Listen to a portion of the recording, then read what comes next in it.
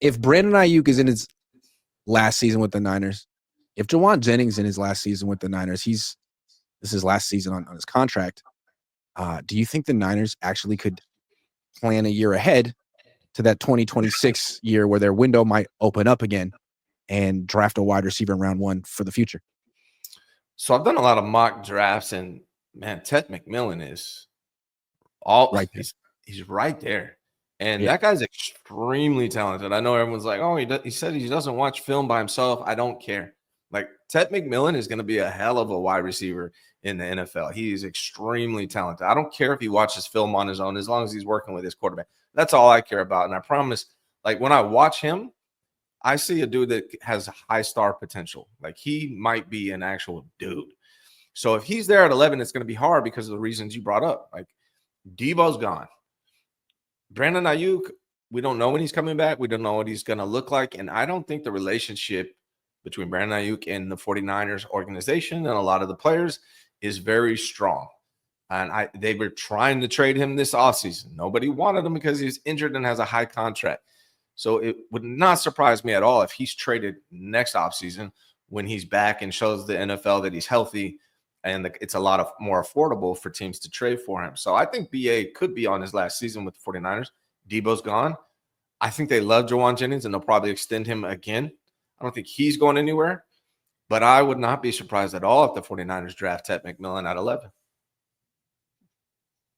I like it. I mean, let's compare Ted McMillan to Aiyuk. So Aiyuk came out in 2020. This was before he tore up his knee. He really did a good job at the combine. He ran a 4.5 flat at 205 pounds. He has 33.5-inch arms, long arms, 40-inch vert, although you never really see him use that in games. He's not a big, like, contested catch guy, but he is explosive and he gets open.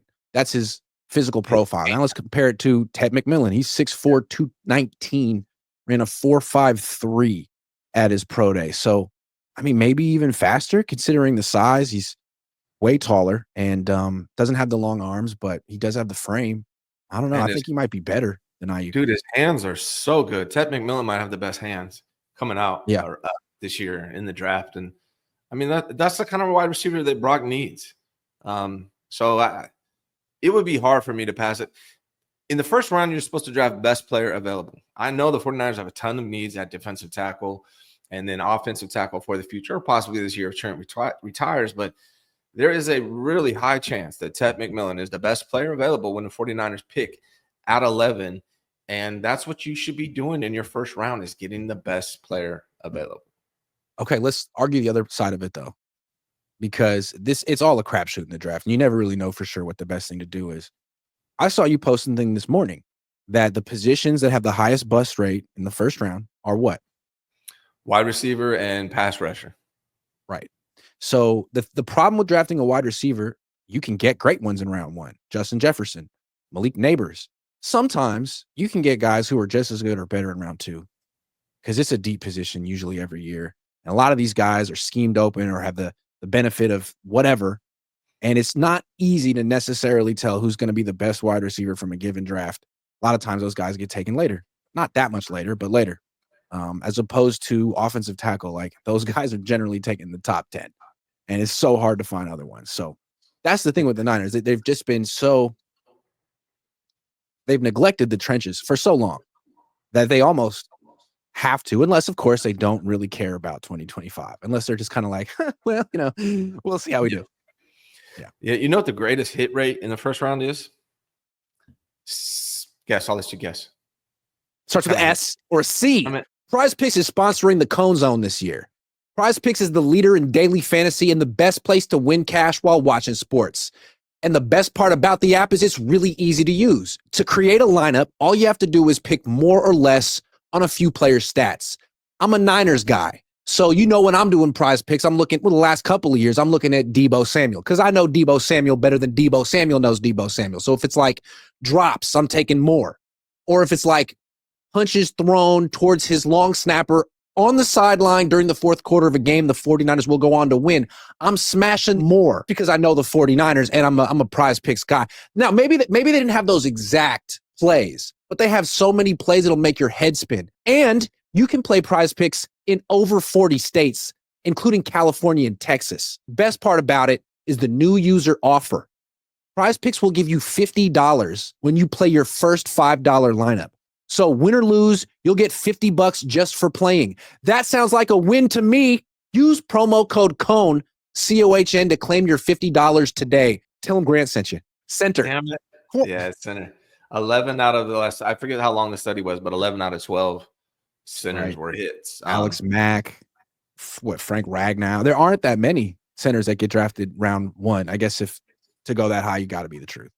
You got to be the truth. Yeah, but like this year in this draft, not a lot of first-round grades in this draft. I don't think this is a really strong draft. There's a lot of good defensive tackles in round 2 or 3 that the 49ers could get that could probably step in and start. So to me, since the greatest need is defensive tackle, and they're more likely to be able to get quality players at good value in the second round, third round, which the Niners are horrible at, then they probably want to go best player available in that first round, especially if Debo's gone and Brandon Aiyuk's probably going to be gone next year, which I think is a high possibility just because of the chemistry is not there. And they could rekindle it all this year.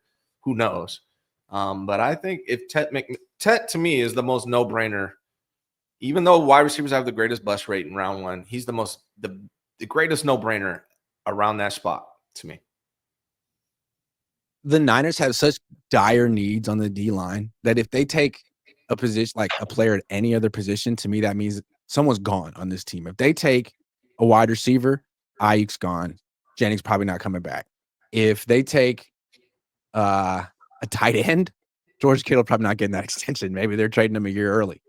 If they take a quarterback, damn, Brock, sorry. They decided to go the cheaper route. Yeah, man. The quarterback I don't see, but I mean, Tyler Warren keeps popping up there too. If he's available, he might be the best player available. So, I mean, and people keep saying like, well, what, I mean, do you think, is it possible that Kittle's like, hey, if you guys are all building towards 2026 and punting on 2025, I'm almost 32. I don't want to waste a year. This could be it. Yeah. And here's the funny thing too about Tet is, everyone's like, oh, he doesn't watch film on his own. Let me ask you this. Do you think the Chiefs would give a damn if Tet McMillan watches film on his own? Do you think they would care? No. And also, didn't that clip come from when he was like a freshman? He was like 19. Yeah. Is it possible that he's different now? They could probably ask him. Yeah. But like people are saying that's the thing, but he has a ton of visits scheduled. The Niners weren't on his list of visits that he's had so far, but he has 4 more scheduled. And they didn't say who those teams are. But also the Niners, a lot of the times in round 1, don't bring in who they're going to do it. They do it for the later rounds, but their first round pick is often not brought in. Ricky Pearsall, perfect example last year. I agree. I also want to say, like, I feel Aiyuk was kind of overrated.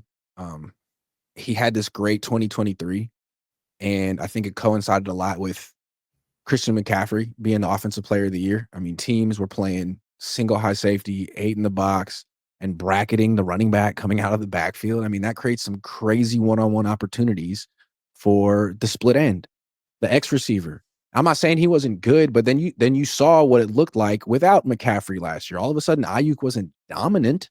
He was solid sometimes. Was he better than Jawan Jennings? I don't know. Maybe not. I think with McMillan, he would actually elevate the offense, independent of Christian McCaffrey, because he gives Brock Purdy an even bigger target than Jawan Jennings. And I think Brock Purdy benefits from big targets because he's not necessarily like Drew Brees in terms of ball placement. To me, Ted McMillan would be the best wide receiver on the team from day one if he was drafted by the 49ers as a rookie. I think he'd be better than Brandon Aiyuk. I don't know about his blocking. I haven't checked that part out. I know Kyle's big on that.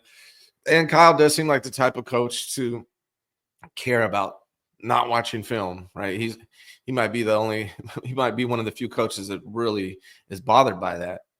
So I'm not sure, but I really believe that there's a high possibility he's the best player available at 11.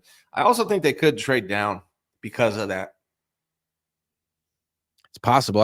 I'm not sure that there's going to be a draft where teams are looking to trade up, but you never know. It depends on how far certain players fall. And McMillan could be one that teams want to move up for.